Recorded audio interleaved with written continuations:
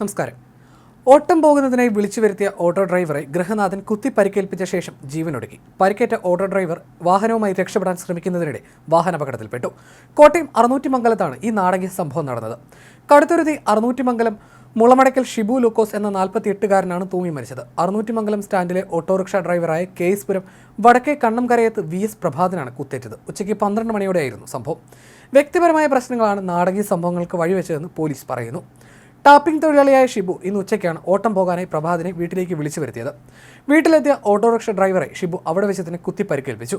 നെഞ്ചിന് സമീപം കുത്തേറ്റ പ്രഭാത് ഓട്ടോറിക്ഷ ഓടിച്ചുകൊണ്ട് തന്നെ സ്ഥലത്തു നിന്ന് രക്ഷപ്പെട്ടു. ഓട്ടത്തിനിടെ അറുന്നൂറ്റിമംഗലം സെയിന്റ് തോമസ് മലകയറ്റ പള്ളിയുടെ ഭാഗം പിന്നിട്ടപ്പോൾ കയറ്റത്തിൽ നിയന്ത്രണം വിട്ട ഓട്ടോറിക്ഷ റോഡരികിലെ ചെറിയ മതിലിലും വൈദ്യുതി പോസ്റ്റിനും ഇടയിലേക്ക് ഇടിച്ചു കയറി നിന്നു. കുത്തേറ്റ് രക്തം വാർന്ന നിലയിൽ ഓട്ടോറിക്ഷയിൽ ഉണ്ടായിരുന്ന പ്രഭാതിനെ നാട്ടുകാർ സമീപത്തെ സ്വകാര്യ ആശുപത്രിയിൽ എത്തിക്കുകയായിരുന്നു. പിന്നീട് ഇയാളെ കോട്ടയം മെഡിക്കൽ കോളേജ് ആശുപത്രിയിലേക്ക് മാറ്റി. കുത്തേറ്റ പ്രഭാത് ഓട്ടോറിക്ഷയുമായി വീട്ടിൽ നിന്ന് പോയ ഉടൻ ഷിബു വീടിനുള്ളിൽ കയറി തൂങ്ങി മരിക്കുകയായിരുന്നുവെന്നാണ് വിവരം. വ്യക്തിപരമായ പ്രശ്നങ്ങളെ തുടർന്നാണ് ഷിബു പ്രഭാതിനെ കുത്തിയതെന്നും പോലീസ് പറയുന്നു.